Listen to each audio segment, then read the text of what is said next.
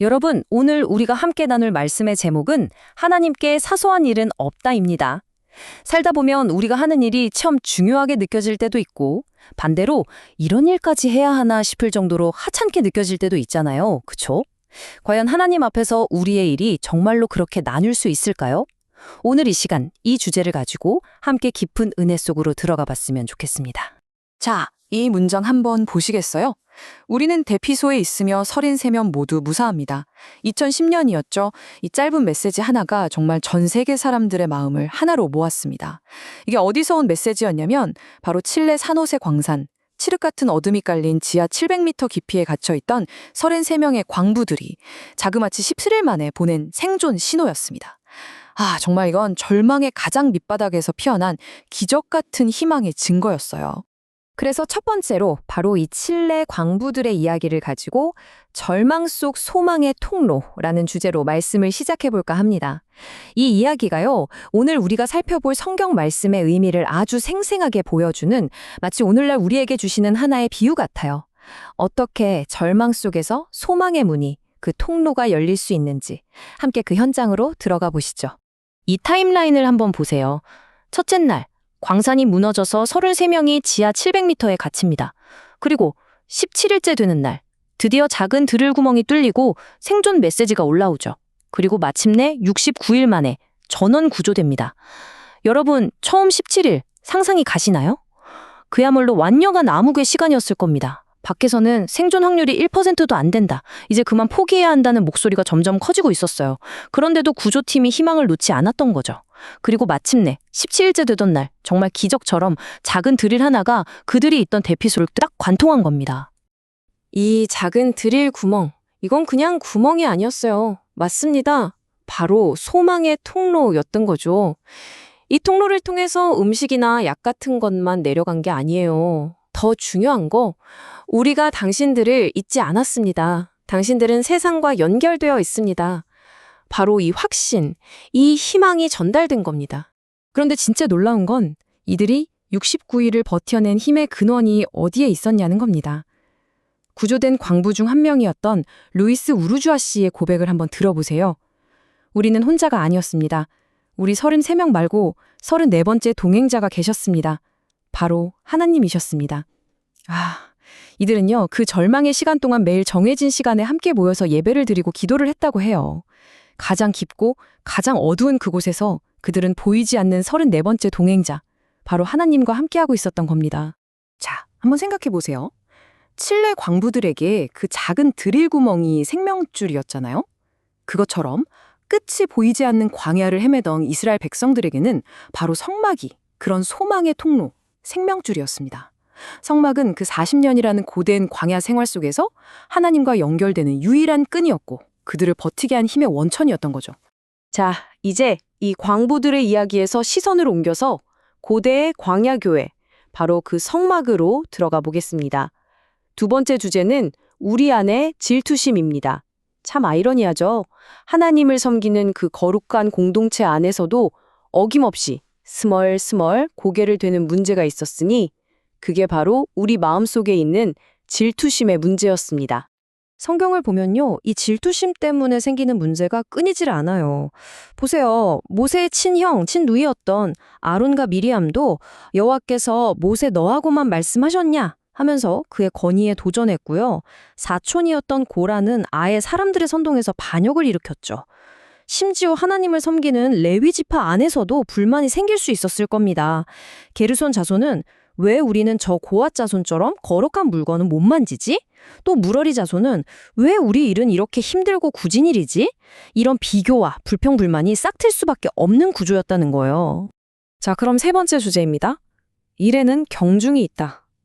네, 솔직히 이 부분은 우리가 인정하고 넘어가야 합니다. 우리 인간적인 눈으로 볼 때 분명히 일에는 더 중요해 보이는 일과 덜 중요해 보이는 일이 있어요. 그 차이가 존재한다는 거죠. 성경도 이걸 모른 척하지 않습니다. 이 표를 한번 보실까요?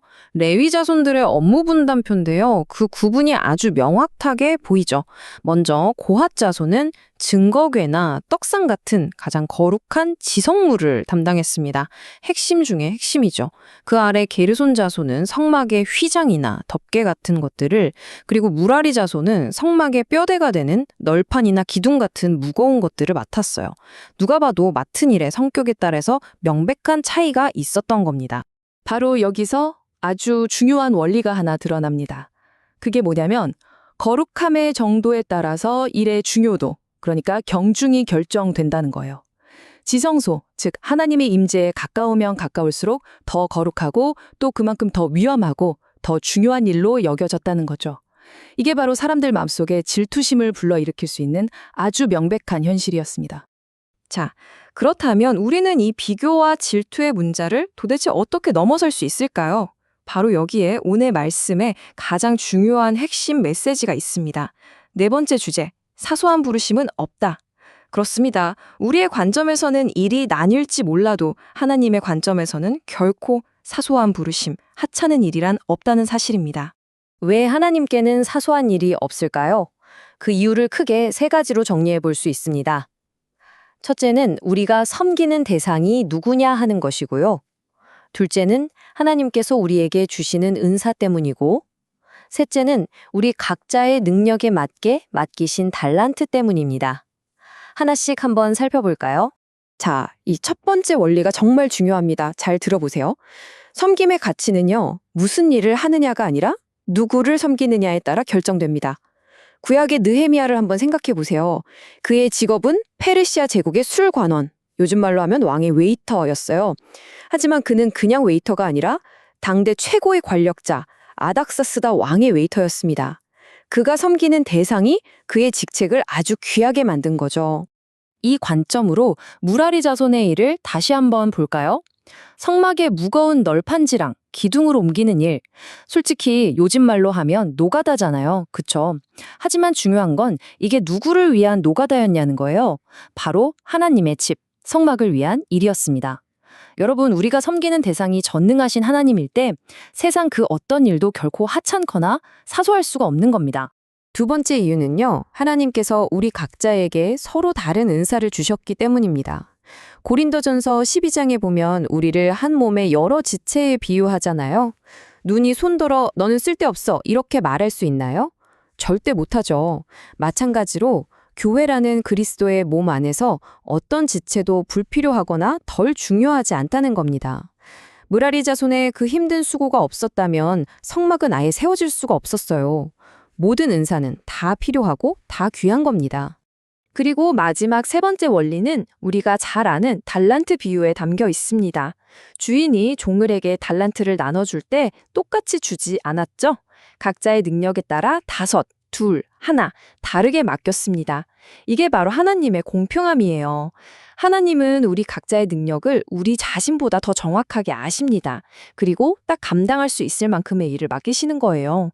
그렇기 때문에 지금 나에게 맡겨진 그 일은 바로 나에게 가장 완벽하고 공평한 하나님의 계획인 셈입니다.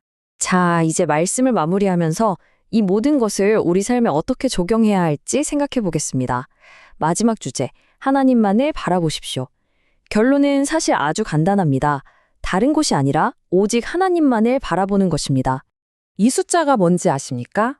8,580명. 이게 바로 민수기 4장에서 성막의 일을 감당할 수 있는 30세부터 50세까지의 레위인 남자의 총 숫자입니다. 하나님께서는요, 가장 거룩한 일을 맡은 고핫 자손이든 굳은 일을 맡은 무라리 자손이든 그 한 사람 한 사람을 모두 귀하게 여기시고 그 이름을 계수하셨습니다. 그리고 그들 모두의 섬김을 필요로 하셨다는 거예요. 사랑하는 성도 여러분, 이제 우리 다른 사람 쳐다보는 것을 멈춥시다. 자꾸 남과 비교하면 질투가 생기고 그 질투는 결국 우리를 넘어지게 만듭니다. 이제 그 시선을 돌려서 내가 섬기는 분, 우리가 섬기는 그 영광스러운 하나님이 얼마나 위대하신 분인지를 다시 한번 기억합시다. 하나님께서 여러분 각자의 인생에 그리고 우리 교회 공동체에 맡겨주신 일이 무엇이든 그게 다른 사람들 눈에는 아무리 작고 사소해 보일지라도 바로 그 작은 일에 충성을 다하십시오. 기억하세요. 하나님께는 절대로 결코 사소한 일이란 없습니다. 마지막으로 이 질문을 스스로에게 한번 던져보면서 말씀을 마치겠습니다. 나는 지금 누구를 위해 일하고 있는가? 이 질문에 대한 우리의 대답이 망설임 없이 하나님일 때 우리의 모든 수고와 모든 일은 그 자체로 이미 영광스러운 섬김이 될 줄 믿습니다.